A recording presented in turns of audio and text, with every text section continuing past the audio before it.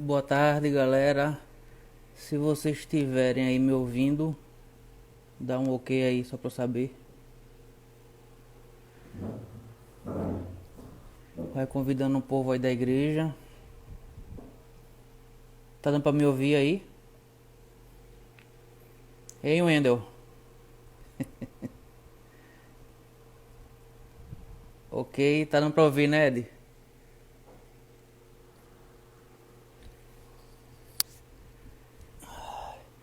Vamos lá que o assunto hoje é bom, viu? A gente vai ter uma conversa sobre escatologia. E a gente vai ter um convidado aqui especial pra falar sobre coisas especiais. Convido o pessoal, peço para que você preste atenção no que vai ser falado. A gente vai estar ouvindo alguém que entende. Eu sei que vai ser de grande proveito para você, ok? Enquanto você convida aqui, deixa eu me organizar.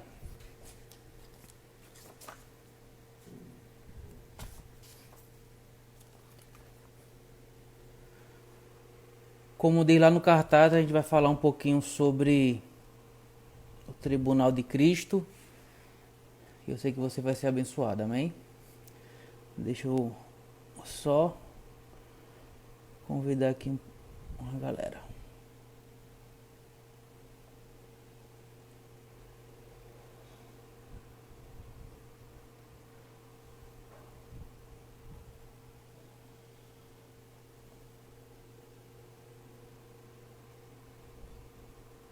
Amém. Então, já vou entrar, viu?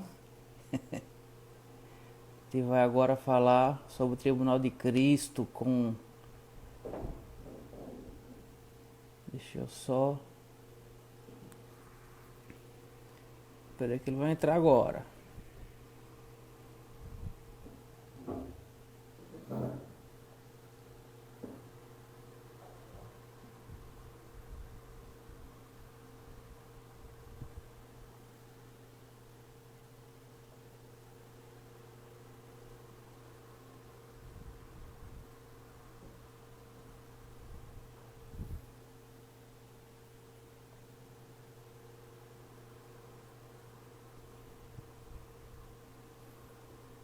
Saulo, manda de novo aí o convite que não tá entrando aqui não, por favor. Tô conseguindo te colocar não.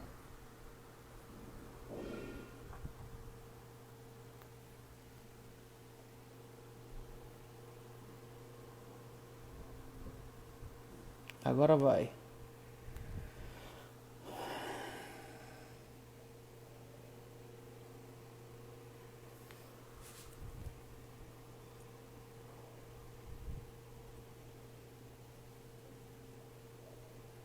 Agora, agora vai entrar.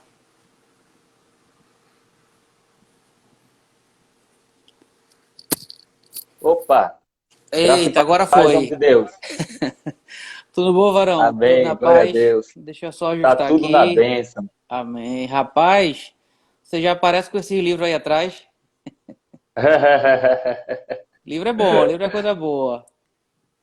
E aí? É que aqui em casa eu separei um quarto específico só para fazer um escritóriozinho e gravar as lives aqui também. Mas tá tudo na Hum, bênção. amém, Doutor rapaz. Fernandes, como tá você? Doutor, Como tá a sua família? tudo na paz, cara, tudo bem. Vai Tô um em casa cafezinho aí? também. Não, não, agora não. Depois a gente toma. Tô aqui em casa como você, né? E a gente vai bater esse papo bom aqui. Um assunto super importante, super atual e que tem repercussões eternas, né? E só tem É isso essa vida mesmo. para fazer alguma coisa em relação ao que a gente vai comentar, né? Não tem outra vida não. É isso mesmo. É isso Amém. mesmo. Homem de Bênção Deus, demais mesmo. se apresenta aí para o pessoal da igreja, o pessoal que está assistindo a gente.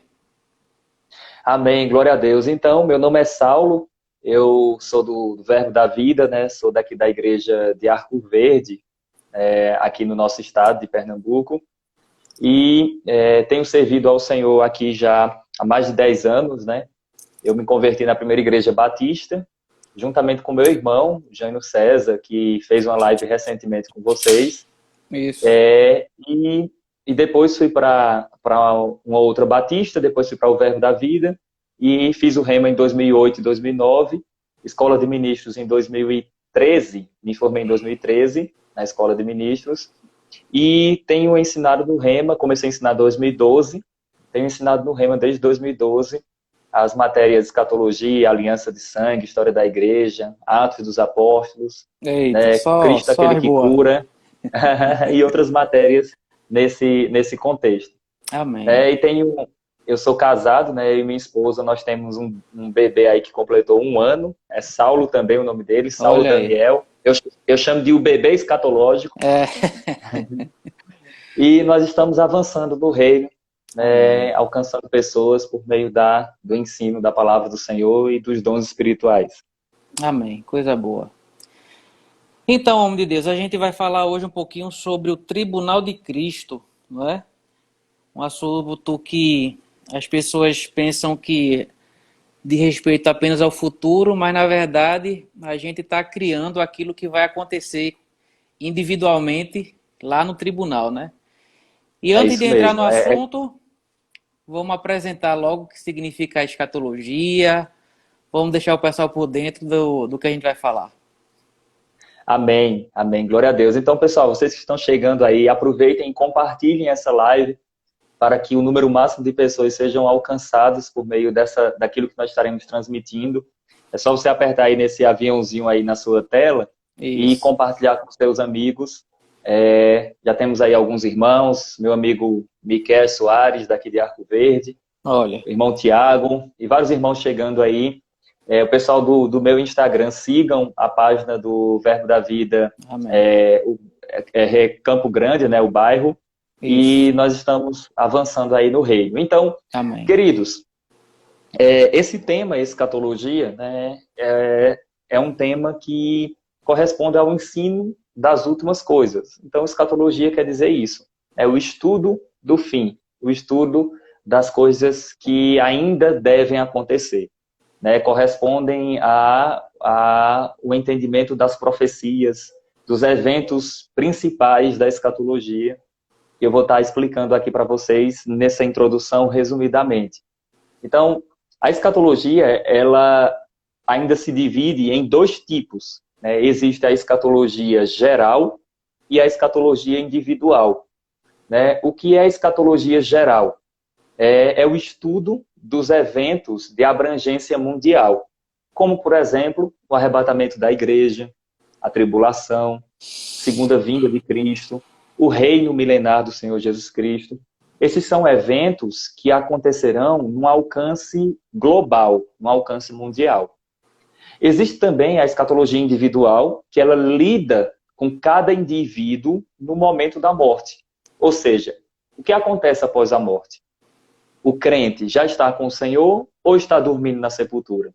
O ímpio já está sofrendo ou também está dormindo na sepultura?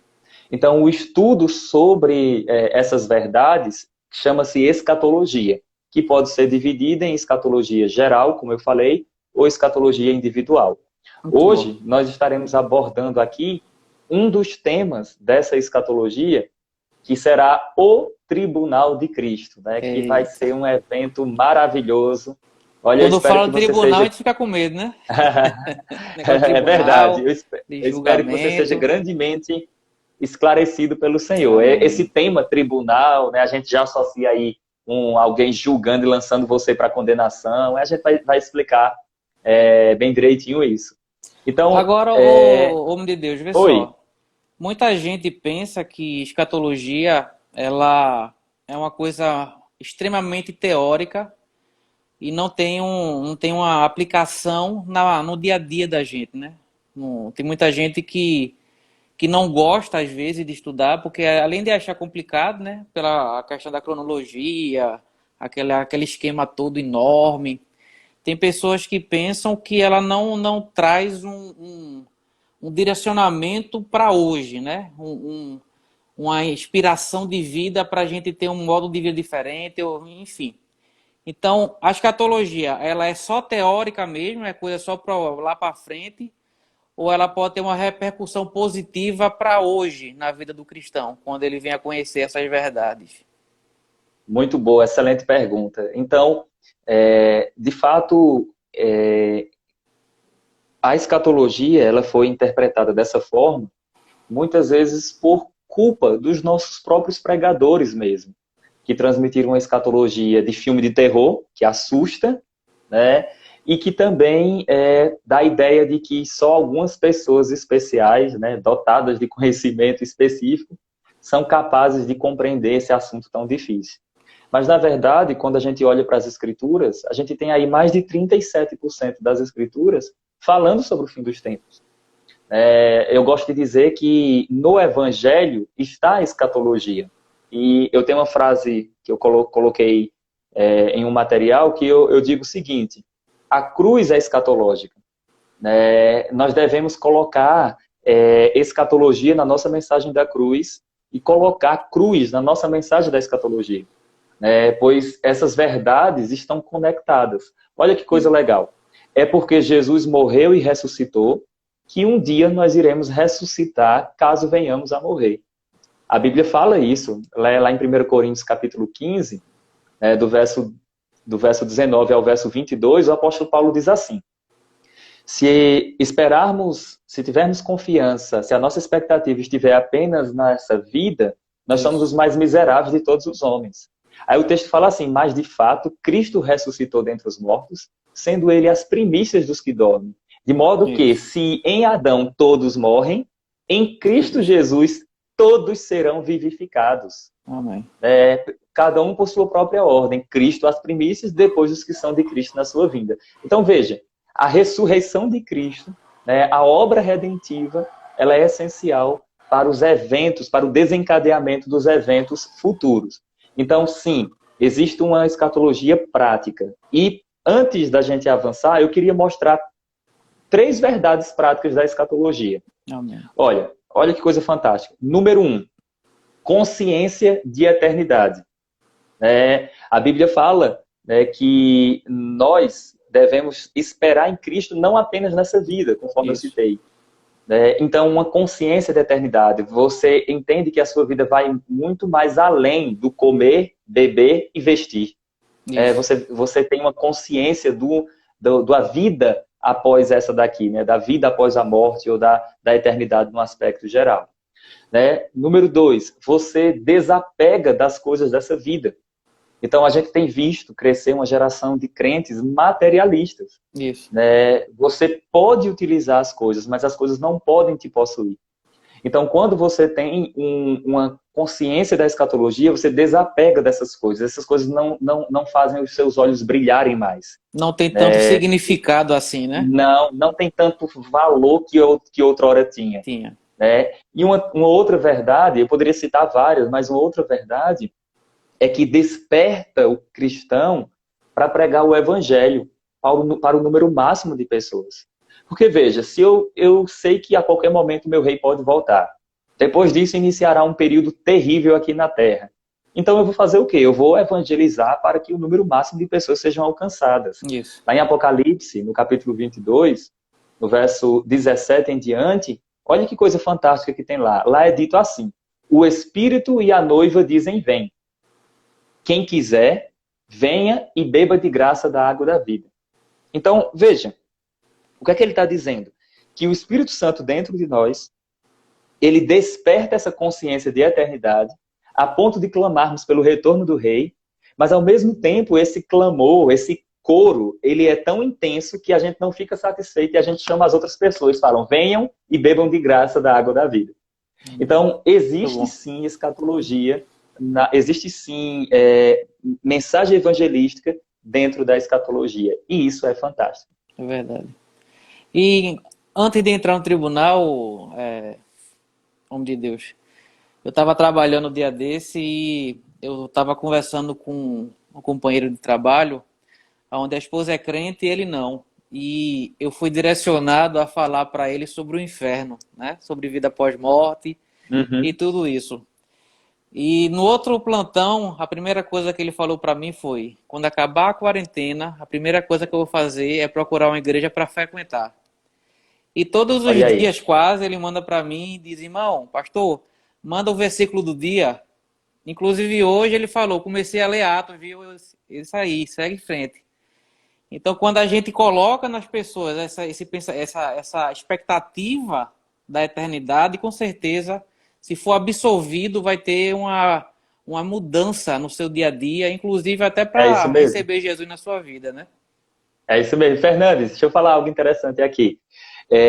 Eu sou jovem, mas minha cabeça ela é velha. Né? Eu até gosto de brincar dizendo que eu moro no passado. Né? É aqui que eu moro. E, por favor, não me falem de futuro e nem me levem para lá. Em que sentido eu falo isso? Em que sentido eu falo? Porque antigamente nós falávamos mais sobre a vinda do Senhor nos nossos púlpitos. Sim, Né? Nós cantávamos mais sobre isso. Nós sobre isso. falávamos o rei está voltando. É, Né? Nós tínhamos mensagens sobre a vida futura. E o padrão do cristianismo era elevado. Porque eles isso. tinham uma expectativa Pensavam nas coisas lá do alto, né? nas coisas lá do alto, como Paulo Isso, fala. isso. Mas como essa mensagem tem sido retirada de muitos púlpitos, não de todos, porque Deus tem levantado algumas vozes, como essa mensagem tem sido retirada de muitos púlpitos, o que é que tem acontecido? As pessoas têm se apegado apenas ao aqui e agora. Isso. E eu gosto de dizer que são extremos. É. Eu brinco dizendo que existe a escatomania e a escatofobia. É. Vamos explicar rapidinho isso aqui. O que é a escatomania? É aquela pessoa que tem mania escatológica. Tudo é um sinal. Não. Né? Ele vê o esporte perdendo, aí ele diz assim, olha aí, é um sinal É da o fim vinda do dos tempos, Senhor. né? É o fim dos tempos. O Náutico é campeão brasileiro, né? O mundo vai acabar. O Náutico é campeão, né? Aí é o fim dos tempos mesmo. É a grande tribulação.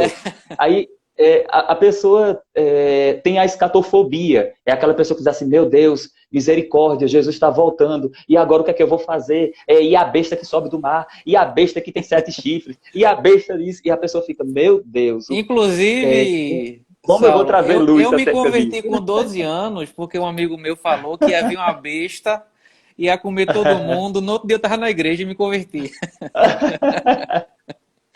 Pelo menos serviu para isso, viu? Botou medo no Então, adolescente. exatamente. Então eu brinco que existem esses extremos. Né? E a gente precisa aí controlar, equilibrar. Né? Eu gosto de dizer que a gente deve cuidar dos nossos familiares, trabalhar, nos organizar, viver cuidando uns dos outros, mas na expectativa de a qualquer momento o Senhor pode interromper os nossos planos. Isso.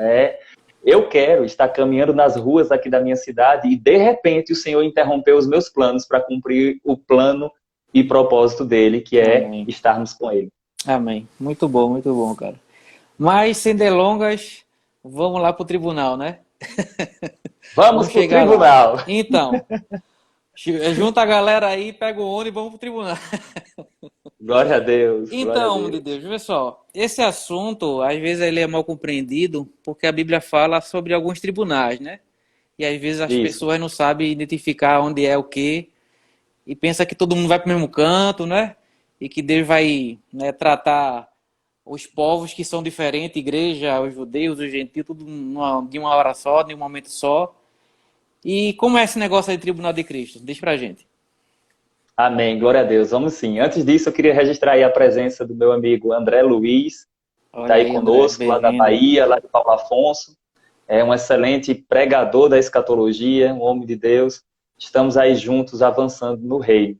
Amém. Então, sobre essa questão do Tribunal de Cristo, né, primeiro a gente precisa aí fazer uma distinção, né, dos tribunais. Né? De fato, a Bíblia fala sobre julgamentos, juízos, sobre vários tribunais, e a gente precisa entender o que refere-se à igreja.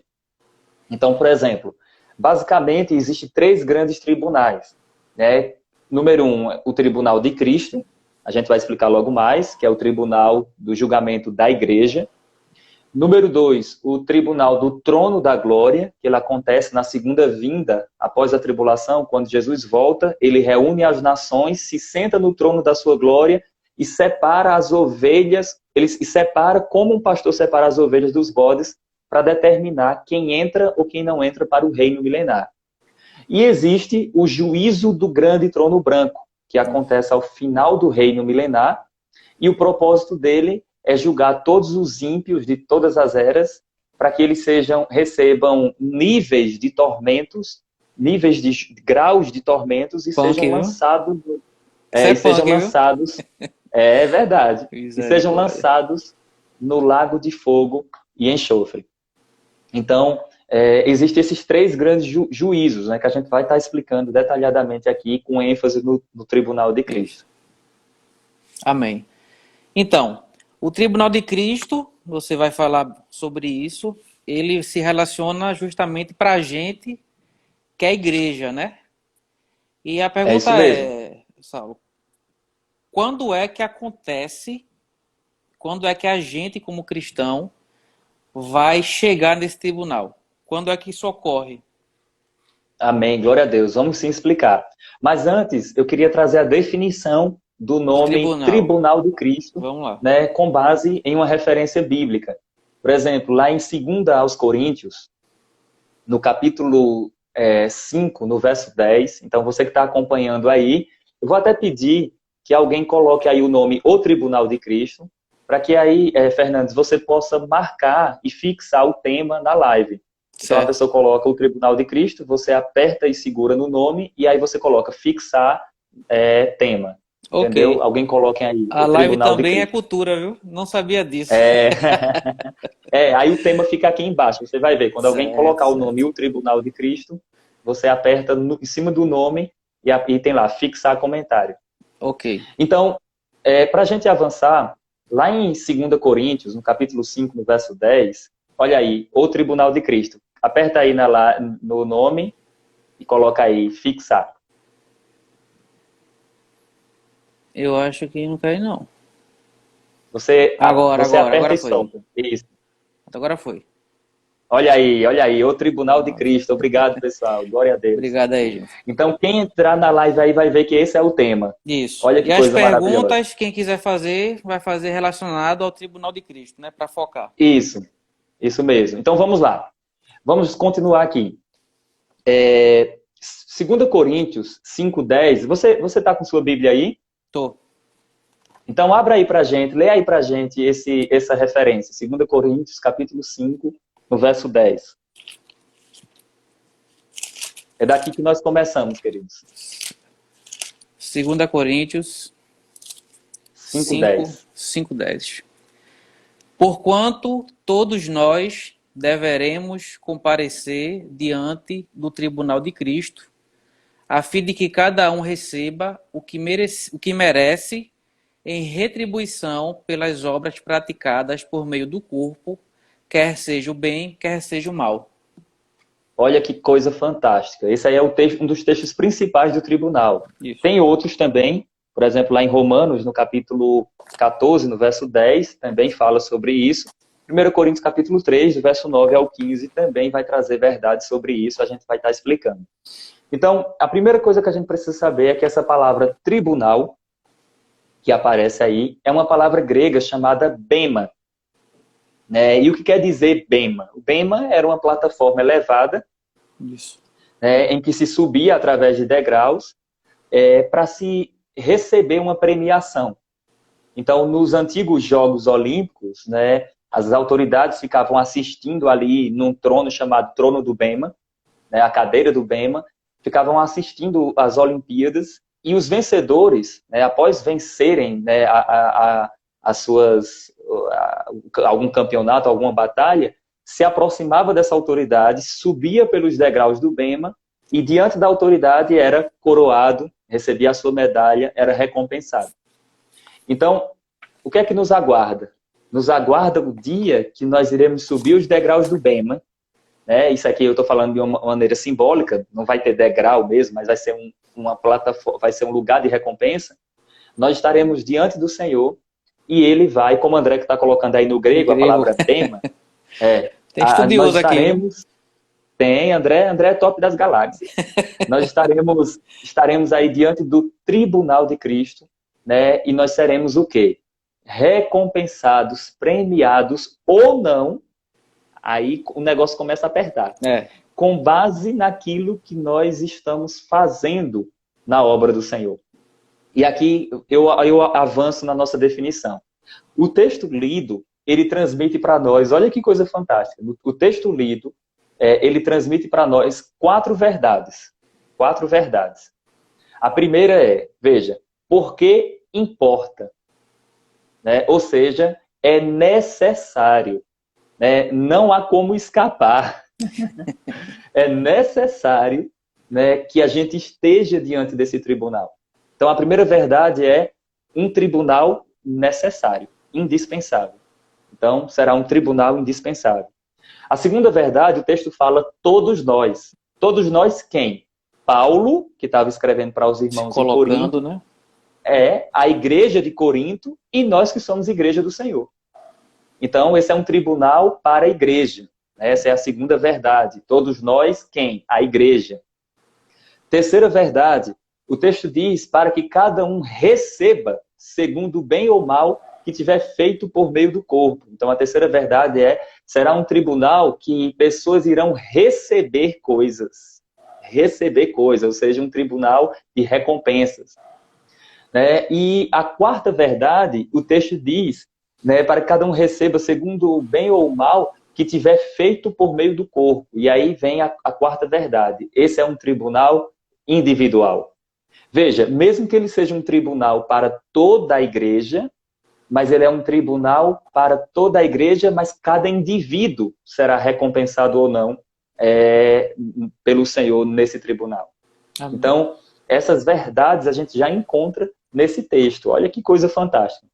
Então, para a gente avançar, quando se dará, né, qual a ocasião do tribunal de Cristo? Bom, após o arrebatamento da igreja, os mortos em Cristo, no arrebatamento da igreja, os mortos em Cristo ressuscitarão primeiro. Então, os mortos em Cristo. Olha aí, André é didático demais. Olha o que ele colocou aí, ó. Um tribunal indispensável. Ele colocou aí em ordem. Obrigado, resumo, André. Né? Um tribunal para a igreja, né? Tribunal de recompensas e quarto, tribunal individual. Muito bom mesmo. Obrigado, André. Então, quando a gente avança nesse entendimento, no dia do arrebatamento, homem de Deus, vai acontecer a ressurreição dos mortos em Cristo, né? O corpo deles vão ressuscitar, os corpos. Os vivos que estiverem no dia do arrebatamento, eles serão transformados e juntamente com esses subirão para o encontro do Senhor nos ares. É aí, a partir do arrebatamento, depois do arrebatamento, que se dará esse tribunal. Entre os estudiosos, há uma divergência se o tribunal vai ser nas nuvens, é isso que eu ia te perguntar. Ou se vai ser dentro do céu. Isso. E a gente explica. Porque na Bíblia a gente tem referência que dá as duas ideias. Por exemplo, lá em Apocalipse capítulo 22, no verso 12, Jesus está voltando com o galardão. Isso. Então ele diz assim, eis que cedo vem e comigo trago o galardão para dar a cada um segundo as suas obras. Então, parece que o galardão tá nessa vinda. Associada ao encontro nos ares, né? Isso. Já em outro lugar, Jesus fala que o vosso galardão é certo nos céus. Então, ele já fala de um galardão que parece estar associado lá dentro, né, dos céus. Já existe também, Lucas 14, que Jesus fala assim, a tua recompensa receberás na ressurreição do justo. Então, para fechar o assunto, a gente consegue resumir da seguinte forma. Olha, o galardão será após o arrebatamento. Então, se vai ser nas nuvens ou dentro do céu mesmo, nós não sabemos ao certo, mas existem esses entendimentos. E isso é bem interessante. Muito interessante. Então, o que é que você vai guardar aí já de informação? O tribunal de Cristo acontecerá após o arrebatamento da igreja. Seja como for, ele vai existir após o arrebatamento. Vai ser após o arrebatamento da igreja. E uma outra coisa interessante aqui, que às vezes as pessoas confundem, é que esse tribunal, ele só vai julgar quando a pessoa estiver ressurreta ou transformada. Por quê? Porque o julgamento, quando eu falo transformado, é porque no dia do arrebatamento nem todos vão ressuscitar, porque nem todos estarão mortos. Nem todos da igreja estarão mortos. Então, vamos lá. Esse julgamento ele está associado a o que você fez por meio do corpo. É o que você leu no texto. Isso. Então, não vai ser um julgamento no seu espírito. É um julgamento por meio das suas obras. É interessante que a palavra obra, né, que aparece, é uma palavra grega. E essa palavra grega, ela quer dizer simplesmente assim: serviço, tarefa, ocupação. O trabalho da Então, pessoa, nós né? teremos exatamente o trabalho, nós seremos recompensados com base no nosso serviço, na nossa tarefa, na nossa ocupação, no nosso trabalho. Lá em 1 Coríntios capítulo 15, no verso 58, Paulo diz assim: Irmãos, sede firmes e sempre abundantes na obra do Senhor, sabendo que no Senhor o vosso trabalho, Trabalho. né, Isso. não é em vão. É Ou interessante, seja, Saulo, só pode falar, para pode falar. falar aí, é interessante que Paulo, nesse capítulo 15, ali perto desse texto que você acabou de citar, ele começa a falar sobre a transformação do nosso corpo e sobre o arrebatamento. E as Isso, ele pessoas. segue quase que uma cronologia, né? Isso. E o pessoal às vezes pensa que Paulo, nesse texto que você citou, ele não está mais tocando no assunto. Justamente ele está tocando no assunto. Justamente ele está falando sobre o Com certeza. arrebatamento e do trabalho que vai ser, né, avaliado e recompensado no tribunal. É isso aí. E tem um detalhe, né? Se ele disse que não é em vão, é porque tem alguma Tem recompensa. isso. Isso. Né? Então, meu trabalho não é em vão por quê? Porque tem alguma Uma recompensa. recompensa. Isso é fantástico. E está Agora, associado a quando ele fala sobre o arrebatamento, né? exatamente, ele faz essa Associação. junção ali, né? E isso é fantástico mesmo na teologia paulina. Agora, tem uma coisa interessante que a gente precisa atentar, é que esse tribunal, ele não tem um caráter condenatório. Ele não tem um caráter condenatório. Né? Você não vai chegar, você é salvo, né, redimido, você não vai ser arrebatado, chegar lá diante do Senhor e ele vai olhar para você e vai dizer assim: não gostei de você não, volta, vai para o inferno. Não, Uhum. Graças a Deus, né? não. Se você foi arrebatado, com certeza você não perde mais salvação, você não vai mais se perder, nada disso. Não. Se você foi arrebatado, você vai passar pelo o tribunal para ser recompensado ou não. Isso. Haverá perdas de galardão, não de salvação. Inclusive, essa obra ela não está relacionada justamente à salvação, porque a obra que nos salvou foi a de Cristo, não a nossa, né? Ela tem a ver com o Exatamente. nosso trabalho enquanto redimido. Então, Isso. graças a Ele Deus, não vai julgar as obras que a gente fez antes de ser salvo. isso. Né? Porque Foi uma vez eu paga na falando cruz, sobre né? isso, a uma irmã disse assim: Meu Deus, quer dizer que vai ser segundo as minhas obras? Tô E lascada. eu tenho, ela disse, eu tenho 2 anos de crente e a vida toda foi na bagaceira. Ei, vou ganhar nada, né? Quando for subtrair. Só que diante de Deus, se você nasceu de novo, não há mais nenhuma condenação, você foi justificado, redimido, perdoado. Essas coisas para Deus, elas não é como se elas não existissem mais, elas não têm valor algum, porque você já foi regenerado. Amém. Então, aí eu falei isso para a irmã, ela disse: graças a Deus. Pois é. Então, lá em João, né, no capítulo 3, verso 16 ao 21, lá é dito o quê? Que Deus amou o mundo de tal maneira que enviou o seu Filho unigênito para que todo aquele que nele crê não pereça, mas tenha a vida eterna. E aí o texto vai dizer, né, que quem crê no Filho não é julgado, não vai receber condenação. Então, queridos, os nossos pecados foram julgados e levados por Cristo lá na cruz. Amém. Se você está em Cristo, então não se preocupe dessa questão de vai ser julgado o meu pecado. Não, de forma nenhuma. Isso não quer dizer que a gente não tem que andar uma vida de santidade, buscando ao Senhor e a sua palavra. Então, basicamente, a gente vai desenvolvendo aí esse entendimento. Mas Outra aí, coisa, Saulo, outra Fernando, coisa relacionada a essa questão das obras. A questão da intenção daquilo que está sendo feito. Vai ser avaliado no tribunal? Não então, só o que foi feito, mas por que foi feito.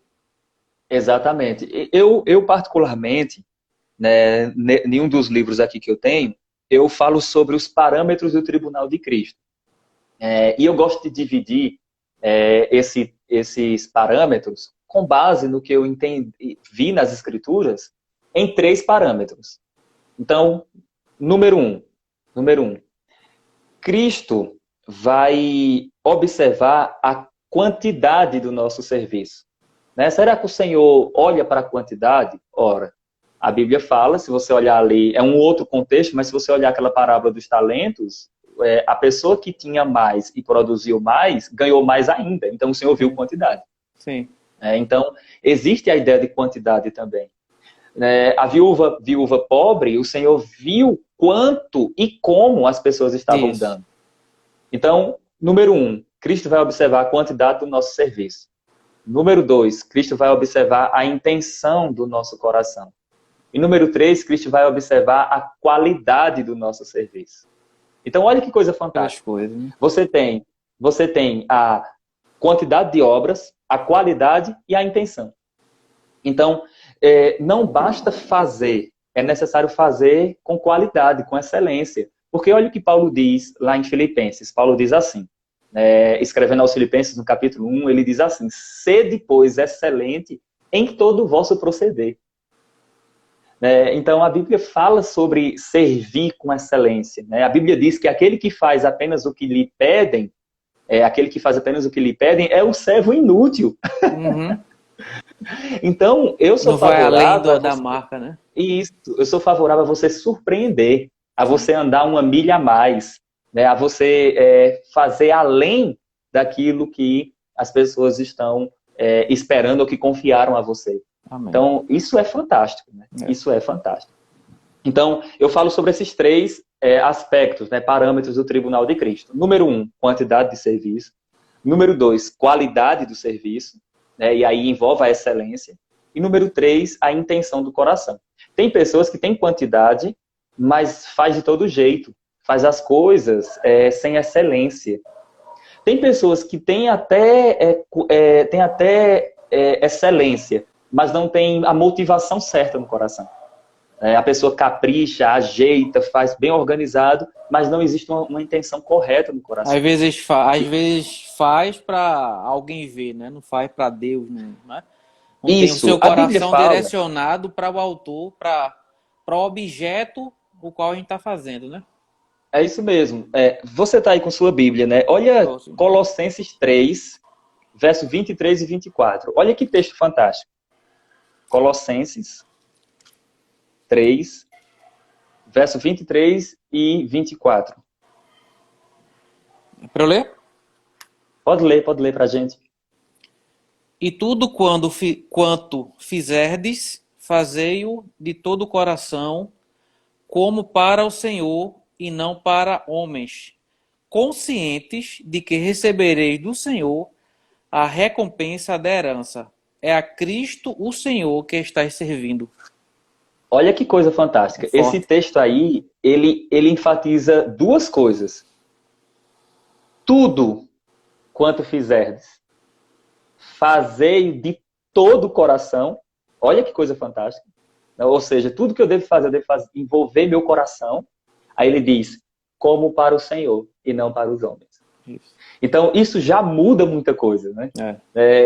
Uma vez, uma pessoa chegou para mim e disse assim: Saulo, tudo que eu faço, eu não recebo uma recompensa. As pessoas não aplaudem, as pessoas não falam meu nome no domingo à noite. Mas fulano que chegou agora, ele faz tal coisa e no domingo à noite sai até a foto dele lá no púlpito. Aí sabe o que é que eu digo? Eu digo assim, é esse o problema. Porque você está fazendo para ser visto e aplaudido pelos homens. Está fazendo para ter uma foto no domingo de noite, né? Aí eu disse assim, sabe o que é que vai acontecer se sua foto aparecer lá? Só vai acontecer isso. A recompensa é essa. Não vai ter valor algum para a eternidade. Então, queridos, vocês que estão nos acompanhando aqui, tudo que você fizer na obra do Senhor, isso deve ecoar pela eternidade. É verdade. Então, isso é muito importante, né? Isso é uma mensagem muito prática para as nossas vidas. E aí tem um outro versículo que eu queria que você olhasse aí também para a gente. Está lá em Romanos, se você pudesse abrir aí. Agora. Lá em Romanos, no capítulo 16, olha que coisa fantástica. Esse texto aqui, quando eu falo sobre quando eu falo sobre esse tema, eu até brinco, quando eu falo sobre esse tema, eu digo que arrepia até os ossos. Então, Romanos 16, do verso 1 ao 4. Só para você entender, só para a gente meditar aí. Romanos 16, do 1 ao 4. Recomendo-vos a nossa irmã Febe, que é diaconisa na igreja de Secreia. Peço que a recebais no Senhor de modo digno, como os santos devem ser recebidos, e ajudeis em tudo o que venha a necessitar, porquanto ela tem prestado grande auxílio para muitas pessoas, inclusive para mim. Saudai Priscila e Áquila, meus colaboradores em Cristo, arriscaram a vida por minha causa e por isso lhes sou muito grato. E não somente eu, mas todas as igrejas dos gentios. Olha que texto fantástico. Não é? Paulo está honrando a vida dessa mulher, Febe. Paulo está honrando a vida dela, falando que ela auxiliava e ela estava servindo na igreja. Paulo diz também que Paulo estava honrando Priscila e Áquila, meus cooperadores, ele fala. Isso. Agora, olha o detalhe.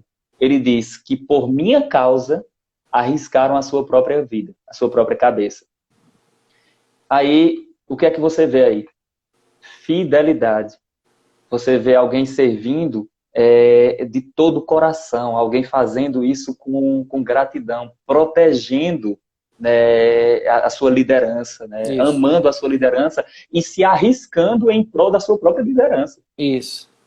Eu fico brincando dizendo assim... Como a gente precisa disso, né, rapaz?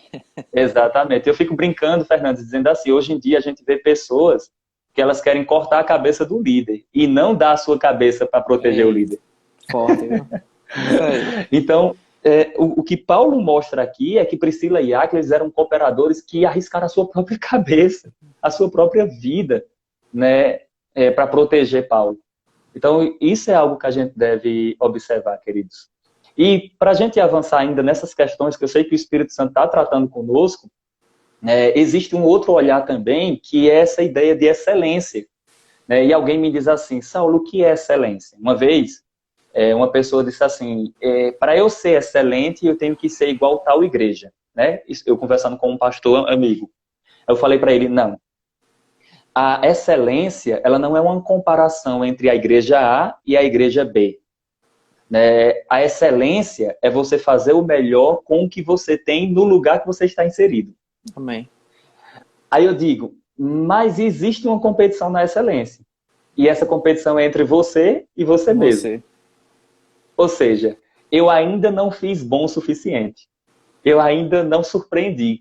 Eu posso fazer melhor. Eu sei que eu posso ir além. Então, olha, queridos, essas coisas que eu estou falando aqui correspondem a você tá... É algo prático e é algo que influenciará no tribunal de Cristo. Olha que coisa fantástica. Olha que coisa espetacular. Veja como o tribunal influencia o presente, né? Agora a gente precisa crer, não só teoricamente, que o tribunal vai acontecer, mas de fato acreditar que é algo que a Bíblia, como você falou no começo, não tem para onde fugir. Se é cristão, vai ter que ir para lá. Ainda bem que vai ter que ir para lá. Um tribunal indispensável. Exatamente. Vai ter que parar lá. É que nem como eu era criança, né? Às vezes eu fazia alguma traquinagem e eu ficava um tempo fora de casa com medo de entrar. Mas minha mãe dizia, uma hora você vai ter que entrar. É a mesma coisa. Minha mãe dizia a mesma coisa.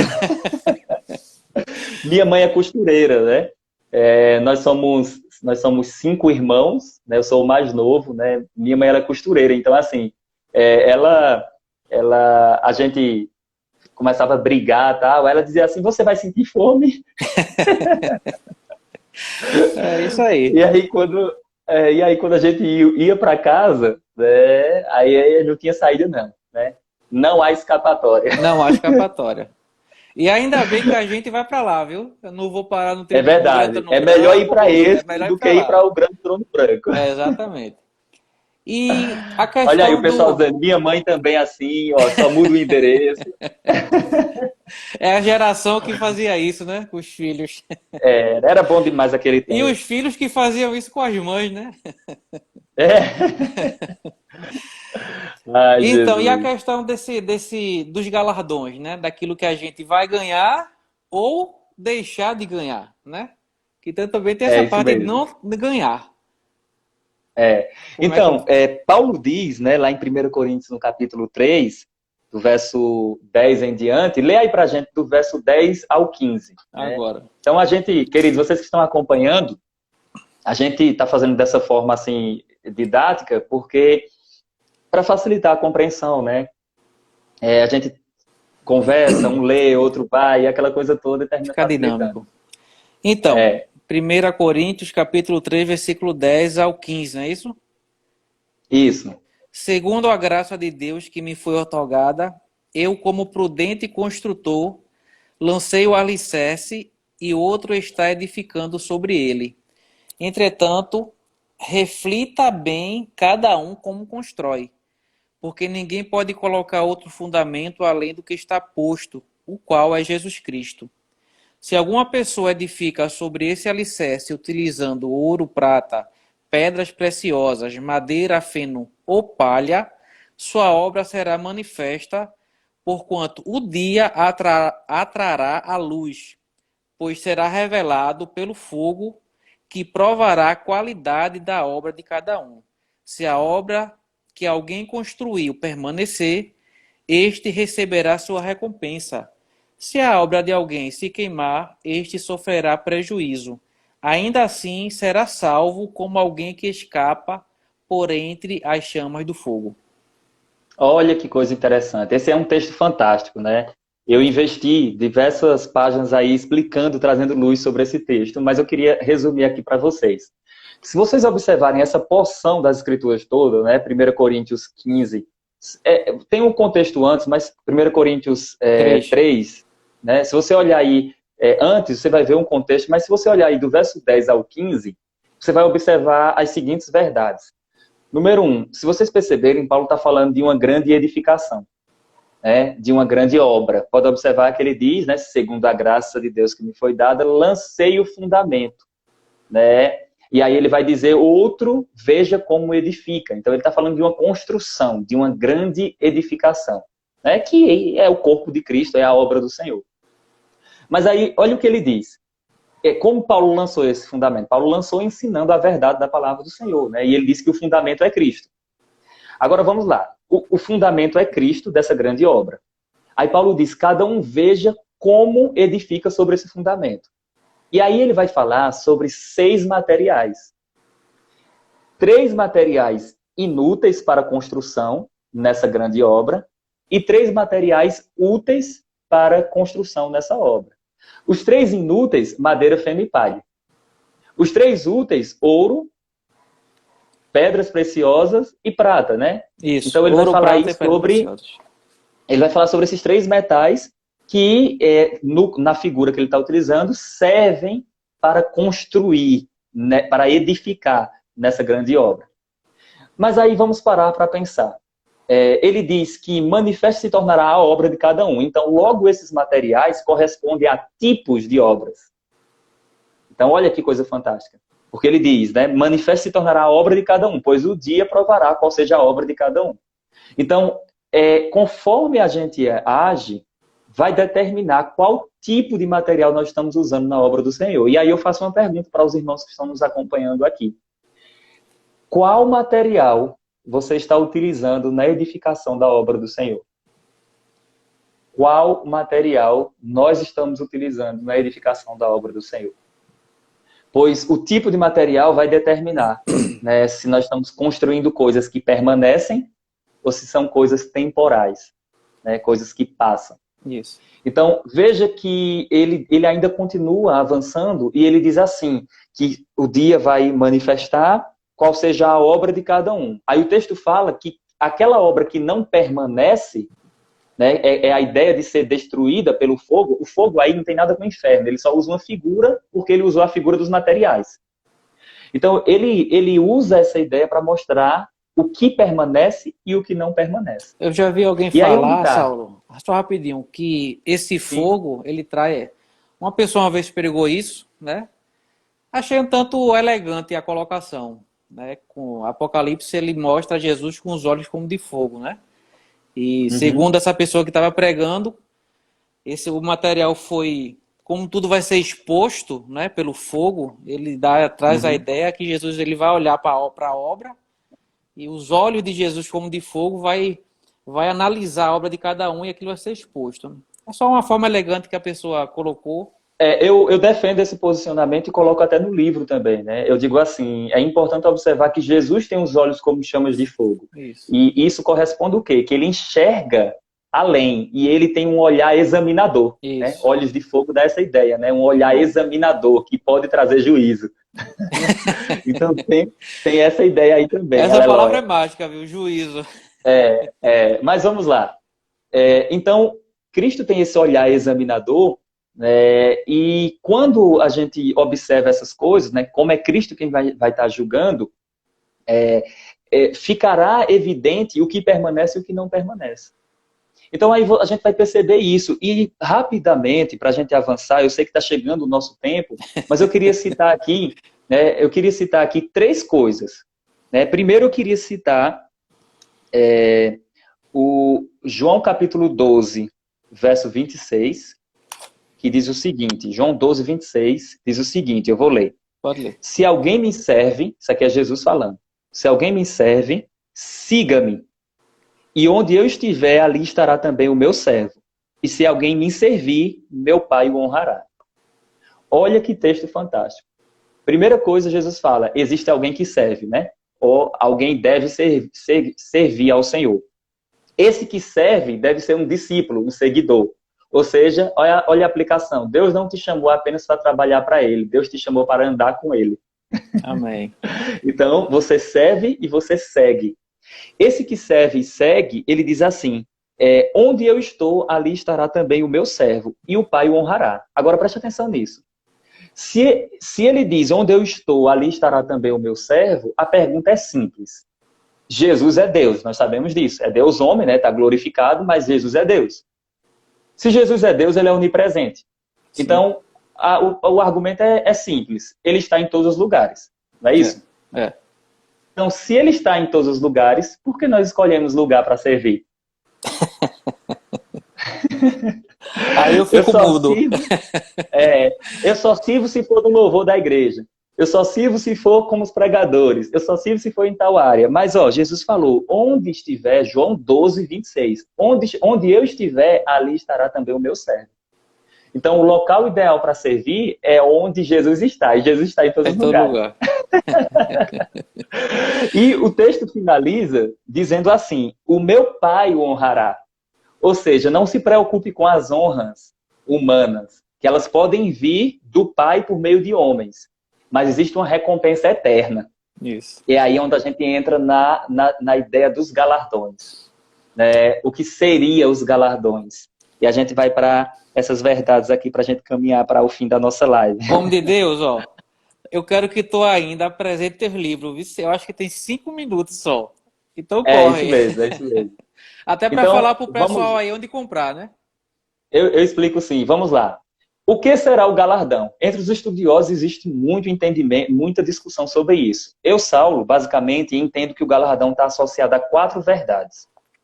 Então, número 1, nós iremos alcançar uma coroa incorruptível. Né? 1 Coríntios 9, verso 25. Número 2, nós iremos receber um elogio da parte do Senhor. 1 Coríntios 4, verso 5. Um elogio da parte do Senhor. Número 3, nós iremos nos assentar em tronos. A Bíblia fala, aqui em Apocalipse, capítulo 2, capítulo 3, verso 21. E a Bíblia fala também que nós iremos reinar sobre nações. Apocalipse 2, verso 26 e 27. Então, para mim, o galardão ele está associado a essas verdades. A reinar sobre nações, se assentar em tronos, receber coroas e receber um elogio da parte do Senhor. Amém. Aí eu digo que esse galardão ele ecoa pela eternidade. Eu não creio em um galardão só para o reino milenar. Né? Ah, não, vai ser só para a distribuição de cargos, de posições do reino milenar. Né? Eu creio nisso também, que é conforme eu descrevo aqui, mas eu creio que o galardão ele poderá afetar o resplendor, o fulgor de glória no nosso corpo. Porque Paulo fala, comparando o corpo da ressurreição, ele fala que há diferenças de esplendor. Isso, Então, eu entendo que o que você faz ecoa pela eternidade. Não é só para um tempinho lá no reino milenar, não. Ecoa pela eternidade. Eu creio num galardão que segue você pela eternidade. Coisa maravilhosa, né? Poxa. Então, vamos lá. Eu vou estar lá. Eu vou estar brilhando muito. Glória a Deus. A Bíblia fala lá em Daniel que o corpo da ressurreição brilhará como o sol na sua força. Então, olha que coisa fantástica. Amém. Então, queridos, o Senhor me concedeu a graça, né? Já estamos chegando aqui no fim, né? Esse é um assunto que tem muito pano para manga aí. Depois eu quero até depois fazer, homem, se a gente alinhar, falar sobre o grande trono branco, viu? Sim, é um tema bom. O outro tribunal também é legal. O trono da glória também é importante. Mas diz aí sobre os teus livros. Então, o Senhor me concedeu a graça de escrever sobre o tema escatologia, né? Eu lancei essa obra aqui, Surpreendidos pela Eternidade. Eu sei que na imagem aparece o contrário. Quero um de cada um. Essa aqui é uma obra de 196 páginas, só sobre o tema escatologia. Inclusive, todas essas verdades que eu falei aqui, elas estão aqui nesse livro, detalhadas e explicadas também. Você pode adquirir esse livro diretamente comigo, aqui nos stories, aqui no privado, nas lojas americanas, pela internet, na Amazon, só tem ele nesse formato impresso, mas na Amazon também tem. No site da editora, que é a editora Teneu, eu posso estar passando para vocês também. Vocês colocarem lá o nome Surpreendidos pela Eternidade, Saulo Stan, você vai ver que tem várias opções. Mas eu consigo enviar para você também, e até com desconto e frete grátis, né, para todo o país aqui. Já aguardo o meu. É o Surpreendidos pela Eternidade aqui. E eu assino se você quiser também, querido. É só falar no privado. E tem também a outra obra que eu chamo que é a Pedrinha Preciosa, que é o Apocalipse de Cristo, às 7 igrejas. Muito bom. Eu tive a honra de receber o prefácio de André Luiz, que está aí nos ajudando, comentando na live. Então, André Luiz foi quem prefaciou esse livro, e esse é um livro de 226 páginas, só sobre as 7 igrejas do Apocalipse, né? E eu falo todo o contexto histórico das igrejas e todos os detalhes. Então, se você quiser, é só entrar em contato, que eu envio para vocês. Essa semana eu enviei vários livros para o Brasil todo, e eles estão disponíveis também, tá certo, queridos? É só entrar em contato que eu passo para vocês. Homem de Deus, bênção demais, né? Obrigado. Vai acabar. Cara. Rapaz, a gente tem que fazer mais, isso eu gostei. Verdade. Escatologia é bom demais, rapaz, é muito bom. E a gente pode até... Estou perguntando se tem no Verbo Shop, tem os livros? O pessoal da minha editora, eles estavam em negociação com o Verbo Shop, mas aí entrou esse cenário todo e aí terminou não conseguindo. Mas tem em algumas igrejas Verbo da Vida. Eu sei que aí em Recife não vai ter, mas tem Verbo da Vida em São Paulo, tem o pessoal lá de Mossoró, no Rio Grande do Norte, tem Garanhuns, tem alguns lugares que tem. Mas se você quiser, eu envio para você, frete grátis, e você vai ter acesso ao material aí também. Amém. Homem de Deus, vamos deixar aqui para a galera a promessa, vamos prometer logo, que a gente vai fazer a live 2 sobre o grande trono branco.